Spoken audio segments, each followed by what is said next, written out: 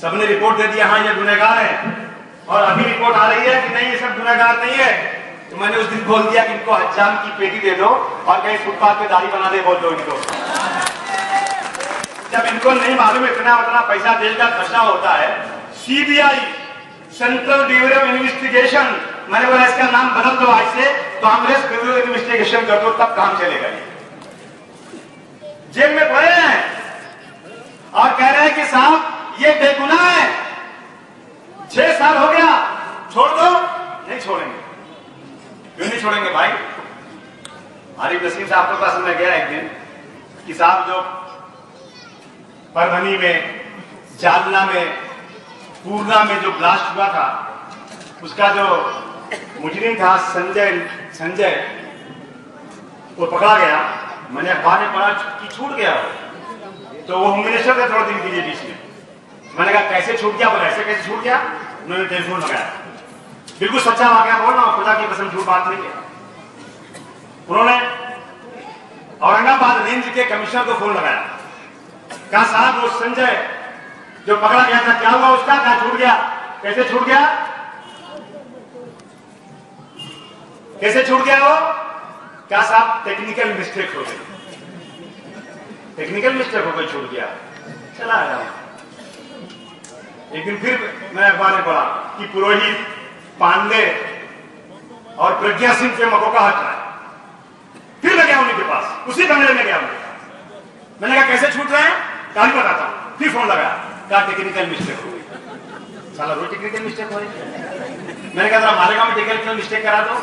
कहा नहीं वहां नहीं होगी। क्यों भाई? ये हालत है आज मुल्क के अंदर।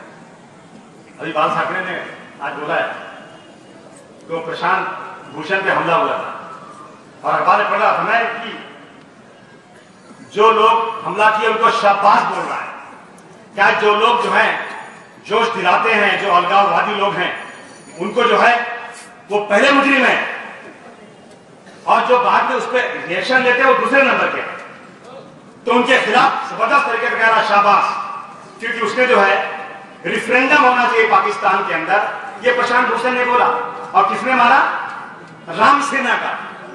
अरे बाला ठाकरे, तुम अगर ये कहते हो कि इन्होंने अलगाववादियों का साथ देने की बात की, तो राम सेना के लोग इस मुल्क में बम ब्लास्ट में गिरफ्तार हुए हैं।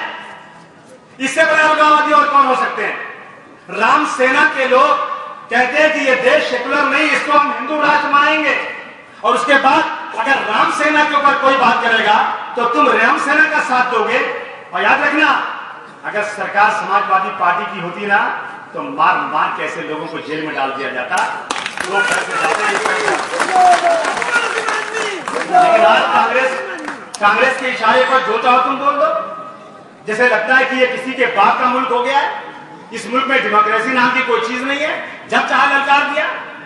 आपने 1992 के अंदर जब बाबरी मस्जिद 1992 में शहीद हुई थी, तो बाल ठाकरे ने बार बार ये स्टेटमेंट दिया कि मेरे सैनिकों ने बाबरी मस्जिद को तोड़ा, मुझे इस बात का गर्व है। लेकिन आज तक बाल ठाकरे जेल नहीं गया। ये सरकार है क्या? तो मैं एकदम गुस्से में बोल दिया कि मर्दों को नहीं, हिजड़ों की सरकार है। मुकदमा, अरे मुकदमा क्या करेगा? मेरा तो खाने का प्लेट जेल में ही रखा, मुझे कोई फर्क ही नहीं पड़ता, जितना चाहो मुकदमा बना दो, लेकिन मेरी जबान नहीं रोक सकते। इसलिए मैं आपके पास चलकर आज आया हूं, अपने दिल की एक कसक बेचैनी लेकर आपके पास आया। इस लड़ाई में आपकी मदद की जरूरत है। मैं राजनीति सिर्फ इसलिए करता हूं, कोई माई का लाल ये बोल नहीं सकता कि मैं राजनीति सत्ता पक्ष के लिए करता हूं।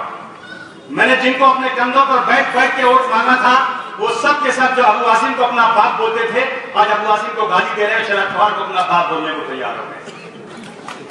सबके सब लाजपतियों के भागे अबू आसिम का साथ छोड़ करके। वो तो एक सीट जीत कर आए थे, मैं तो 2 सीट जीत कर आया हूं। पूरी समाजवादी पार्टी का मैं अध्यक्ष हूं। अगर मैं लाल बत्ती की लालच में चला जाऊंगा तो पूरी समाजवादी पार्टी भी खत्म हो सकती है। लेकिन मैंने कभी सत्ता का मोह नहीं किया। मैंने कहा उस दिन मंत्री जी से कि तुम्हारी लाल बत्ती की वैल्यू 150 रुपया से ऊपर नहीं है। मंत्री जी नाराज होने लगे मेरे से। मैंने कहा यार तुम जो है घुटने टेक टेक करके सरकार की हाँ हुजूरी कर रहे हो, कहीं घुटनों के मरीज ना बन जाओ, मुझे डर लगता है। घुटने टेकू लोग तुम लोग हो, मैं तो साला बिना लाल बत्ती के अपनी गाड़ी में बत्ती खरीद के रखा हूं, जहां लगता है साला के ऊपर लगा देता हूं, हाथ बजाता हूं, पुलिस वाले मुझे पकड़ते नहीं। तो ऐसी लाल बत्ती लेके क्या फायदा जिसमें घुटनों के मरीज बन जाओ तुम और एक भी कौन का काम नहीं कर पा। आज हालात देश के अंदर ऐसी है कि कोई हमारा साथ देने को तैयार नहीं। बार बार दिग्विजय सिंह दिल्ली से चिल्लाते हैं और ऐसा चिल्लाते हैं जैसे लगता है बड़े शरीफ आदमी। सीमी के खिलाफ, सीमी के फेवर में बोल रहे हैं आजकल। तो मैं बोला यार सीमी पर पाबंदी लगाने के लिए मध्य प्रदेश से पहले इन्होंने शुरू किया था और आज सत्ता में नहीं है तो सीमी की तारीफ कर रहे हैं। आरएसएस पर बैंड लगाने की बात मैं करता हूं तो कहते हैं ये हल नहीं है। अगर आरएसएस पर बैंड लगाना हल नहीं है तो सीमी पर बैंड लगाना हल है क्या?